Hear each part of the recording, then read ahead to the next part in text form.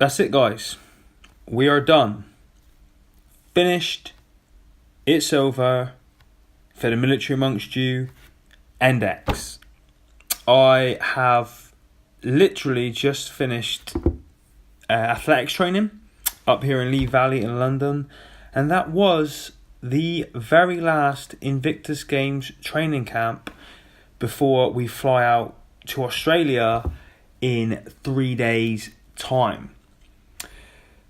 Now, I'm not going to go into massive detail about the camp. I don't think I've done that on any of these Invictus special podcasts, but all I'm going to say about it is that it was great. It was as great as all the training camps have been. You know, incredible coaching, great teammates, great camaraderie, great banter. You know, just seeing everyone working so hard and progressing past their previous training camps. That's what's been great about this. Personally, myself, I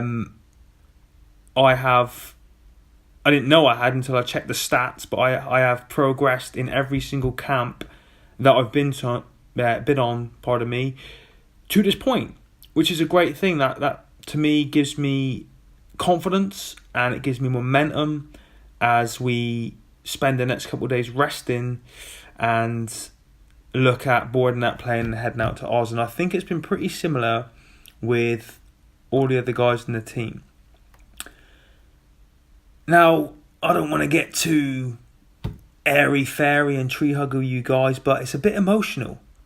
You know, when you do that last camp, when you walk out there at the end, you say goodbye to some of the coaches, which unfortunately won't be coming out to Australia with us.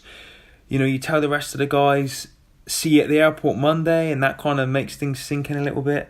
But it's also kind of sad that, although it's exciting that we are going out in a couple of days and we're going to compete and we're going to get to put it on the line, it's also sad that that whole part of the journey is over. You know, the training part, the camps, the meals out with the team, watching everyone progress, watching everyone do better, watching everyone come out of their shell and just dominate their injuries. That part for this year, this time round, is now over. And that's quite sad.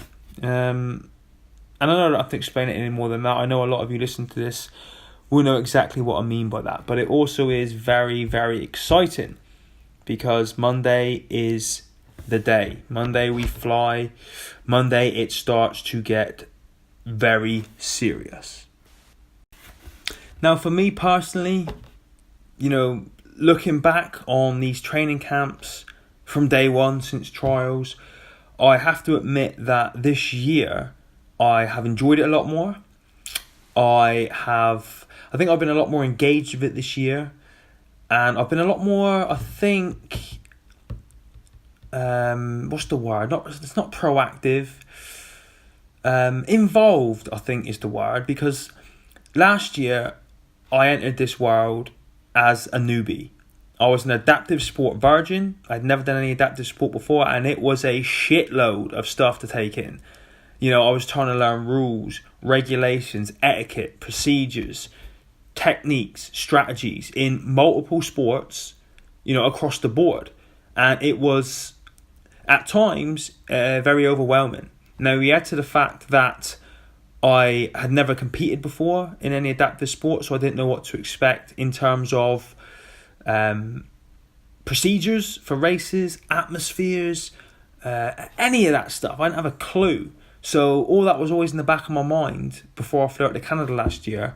But having been out there and competed and now knowing what to experience, I found this whole journey this year a lot more enjoyable because I've been able to park that and not worry about that and focus more on being better as an athlete and being more supportive as a teammate to some of the other guys in the team. And I have really, really, really enjoyed this whole process. I've definitely found that as a person and as an athlete, I've changed. I'm sure I've said this a fair few times before in other podcasts, but I think as a Royal Marine and potentially just as a man, my default setting at nearly anything that requires physical activity is brute force and ignorance. You know, I had this attitude where as long as you go hard and fast for as long as you can till you pass out or throw up, then you're going to win. Now, I learned last year the hard way that is not the case. And so this year, I approached all my sports in a completely different way. As basic as it sounds, I actually listened to what my coaches were telling me, particularly when it came to rowing. And it's had really, really good benefits by doing that. And, I don't want to go into too much in case any of the quote-unquote enemy are listening to this and they start trying to get some advantages when we get out to Sydney. But things have changed for me, and they've changed for the better and for the more positive. And I feel a much better person and a much better athlete as a result of that. Now, only time will tell if this approach works for me, if it reaps the rewards come competition time, who knows? But I guess the good thing is that my backup plan can always be brute force and ignorance. If the strategy and the technique for some reason doesn't work, I can always revert back to brute force and ignorance. But, I just wanted to share that this has been a great journey for me this year. And I know it has for all the other athletes as well. Now, since this is I think this is going to be the last podcast I record in the UK. I'm planning very much on trying to do daily podcasts, or at least every other day while I'm out there, particularly after I've competed, to let you guys know how I do.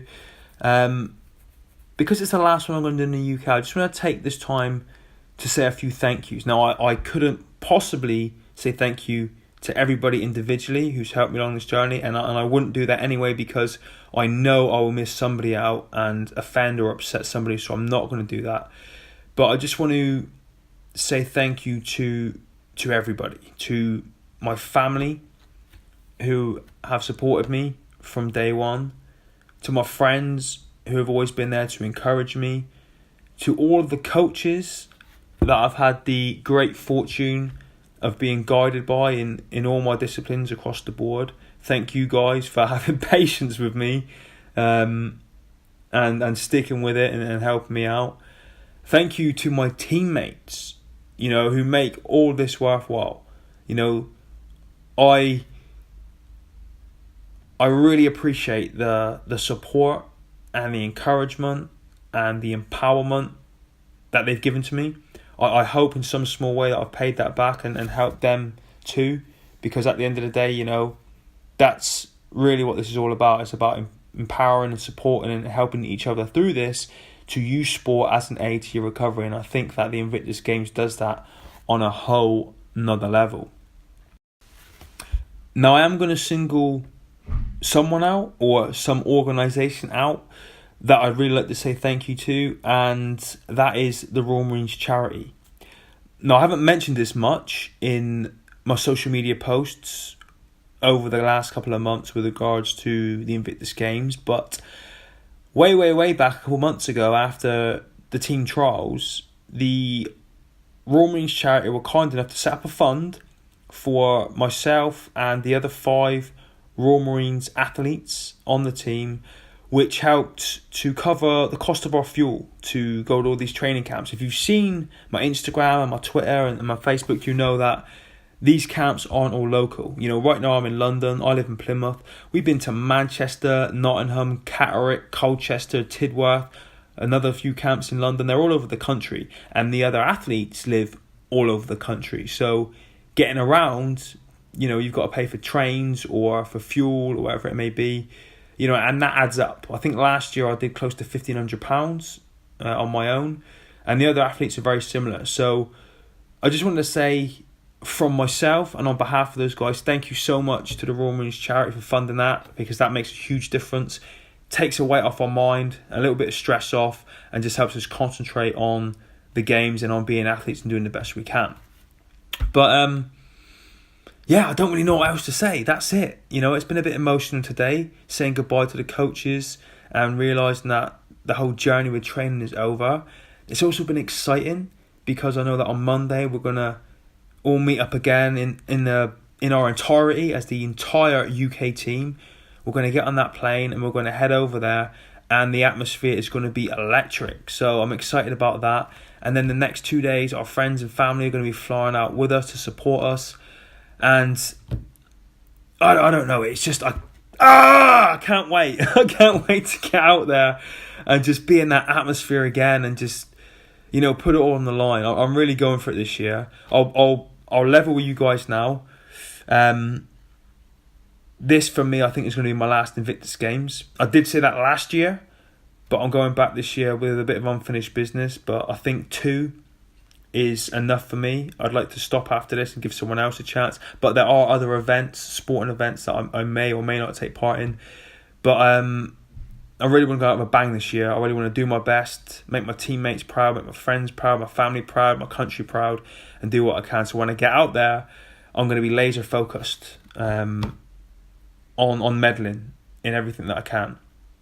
Because that's my idea of success. Training your ass off and putting it on the line and getting some sort of physical manifestation as a result of that. So that's what I'm going to do. But yeah, and thank you guys as well, actually, while I'm here. I can't ever forget you guys that support me through my social media, through my podcast, through my website, through whatever it may be. You guys rock too, and when all the smoke and mirrors and, fireworks and the fancies are all over, and I'm away from my family and friends, I'm in a hotel room on my own, exactly like I am now, it's reading your comments and your direct messages and your emails that help to keep giving me that boost, and to keep focused and to keep driven and on target for what it is I want to do. So thank you guys for everything that you do as well. Now, I'm going to go eat, and the next couple of days for me are going to be filled with rest, recovery, and lots of good food. And I'm going to try and get out there. I'm going to try and land in Sydney as prepared as I can. I'm also going to spend these days when I'm resting doing a bit of mental prep, and continue with the meditation and the focusing and the visualization. Anyway, guys, that's it. I am out of here. I'm going to go downstairs and eat now, see what these guys have got for me. Get an early night after a nice soak in the bath because I'm covered in bruises from those straps at that seat. And I'll check in with you guys next time when I land in Australia. Keep your eyes peeled on my Instagram, my Twitter and my Facebook for any other individual updates along the way. But guys, I will see you in Australia, and in my worst Australian accent, g'day mate, Mark out.